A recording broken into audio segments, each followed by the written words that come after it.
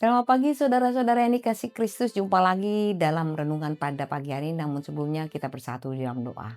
Damai sejahtera Allah yang melampaui segala akal, itulah yang akan memelihara hati dan pikiran saudara-saudara dalam Yesus Kristus Tuhan kita. Amin. Firman Tuhan pada pagi hari ini tertulis di dalam Mazmur 32 ayat 3. Selama aku berdiam diri, tulang-tulangku menjadi lesu karena aku mengeluh sepanjang hari. Demikian firman Tuhan. Tulang yang lesu dan pengampunan. Saudara-saudara yang dikasih Tuhan, pernahkah saudara merasa hidup ini sangat melelahkan?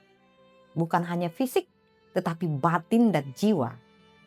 Pemazmur menggambarkan keadaan itu dengan sangat jujur. Selama aku berdiam diri, tulang-tulangku menjadi lesu karena aku mengeluh sepanjang hari. Kata-kata tulang-tulangku adalah dalam bahasa Ibrani ashamai, tulang, kerangka tubuh ini, kekuatan sesuatu yang paling dalam dan mendasar. Dalam budaya Ibrani, tulang bukan hanya bagian fisik tetapi melambangkan daya hidup, kekuatan batin, inti dari diri seseorang. Jadi ketika Daud berkata tulang-tulangku menjadi lesu, ia tidak hanya bicara soal tubuh yang sakit, tapi seluruh kekuatan hidupnya terkuras. Gambaran penderitaan yang mendalam. Tulang adalah bagian terdalam dari tubuh. Jika sampai tulang terasa sakit atau lesu, artinya penderitaan itu sampai ke inti keberadaan manusia. Dengan kata lain, dosa yang dipendam tidak hanya melukai hati, tetapi menghancurkan seluruh eksistensi.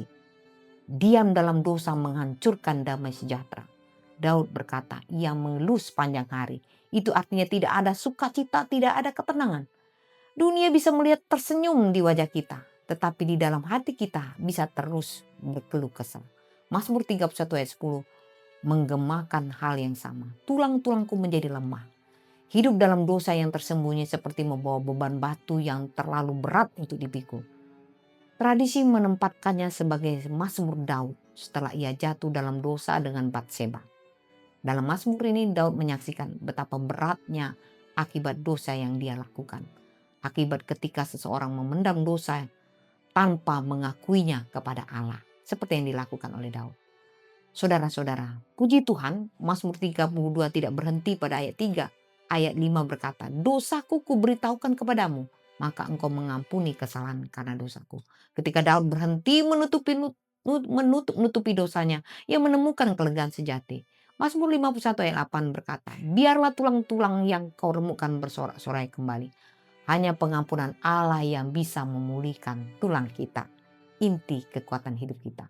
Saudara-saudara, jangan berdiam diri dalam dosa, sebab dosa yang dipendam hanya melemahkan hidup kita. Tapi bila kita mengakuinya, Allah yang setia dan penuh pengampunan. Yesus mengundang kita, datanglah kepadaku, hai yang letih lesu dan berbeban berat. Aku akan memberikan kelegaan kepadamu. Matius 11 ayat 28. Kelegaan sejati hanya dalam pengakuan dosa dan pengampunan Kristus. Selamat beraktivitas. Tuhan Yesus memberkati. Amin.